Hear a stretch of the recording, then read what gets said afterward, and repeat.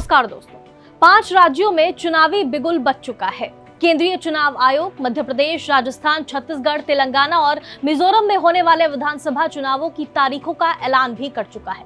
विधानसभा चुनाव में अब लगभग 2 महीने का समय बचा हुआ है। मध्य प्रदेश से लेकर छत्तीसगढ़ और राजस्थान तक यात्राओं की सियासत चल रही है। छत्तीसगढ़ और राजस्थान में कांग्रेस राज्य सरकार की लोक लुभावन घोषणाओं के सहारे सत्ता छीनने की कोशिश में है, तो वहीं भारतीय जनता पार्टी परिवर्तन यात्राओं के जरिए सत्ता में वापसी की कवायद शुरू कर चुकी है। जैसा कि आप जानते हैं, यात्राओं की सियासत और महिला वोट की लड़ाई के बीच बीजेपी ने अब बड़ा दांव चल दिया है।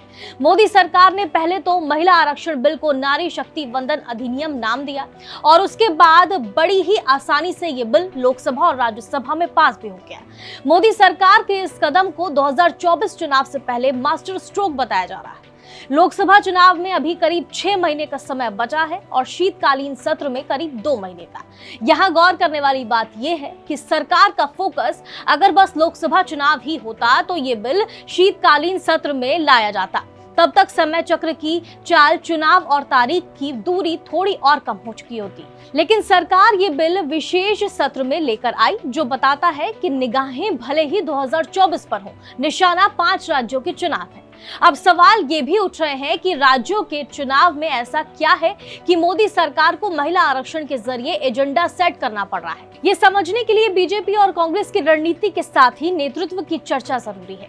बीजेपी के लिए चुनावी राज्यों में कई चुनौतियां हैं। मध्य प्रदेश में सत्ता में रहकर भी पार्टी मुख्यमंत्री पद का चेहरा नहीं बता पा रही है। छत्तीसगढ़ में 4.5 साल तक बीजेपी नेताओं की निष्क्रियता के साथ राजस्थान में वसुंधरा राजे की पार्टी की परिवर्तन यात्रा से दूरी को लेकर भी सवाल खड़े हो रहे हैं। दूसरी तरफ कांग्रेस जहां सत्ता में है, वहां लोक लुभावन योजनाओं के सहारे माहौल बनाने की रणनीति पर अमल शुरू कर दिया है।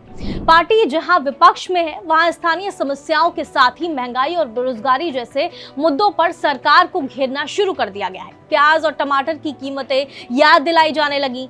यही वजह है कि बीजेपी ने इन सभी मुद्दों से भटकाने के लिए 5 राज्यों के विधानसभा चुनावों से पहले महिला आरक्षण बिल का मास्टर स्ट्रोक खेल दिया है। ऐसा इसलिए भी है क्योंकि बीजेपी जानती है कि देश में महिलाओं के वोटिंग पैटर्न में बड़ा बदलाव आया है। महिलाएं अब पुरुषों से कदम मिलाकर चल रही हैं। महिलाएं सिर्फ पुरुषों की तुलना में ज्यादा वोटिंग ही नहीं कर रही, बल्कि अपने पसंद के उम्मीदवार को वोट भी कर रही हैं। पिछले कुछ सालों में महिलाओं का मतदान प्रतिशत भी बढ़ा है। 2019 के लोकसभा चुनाव में पुरुषों के मुकाबले महिलाओं का मतदान 1% से ज्यादा रहा था। पिछले लोकसभा के चुनाव में कुल 67% वोटिंग रही। बीजेपी को 35% तो कांग्रेस को 20% महिलाओं के वोट मिले।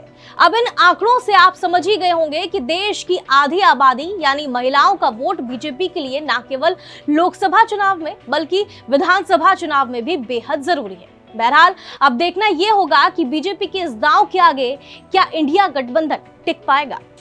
नमस्कार।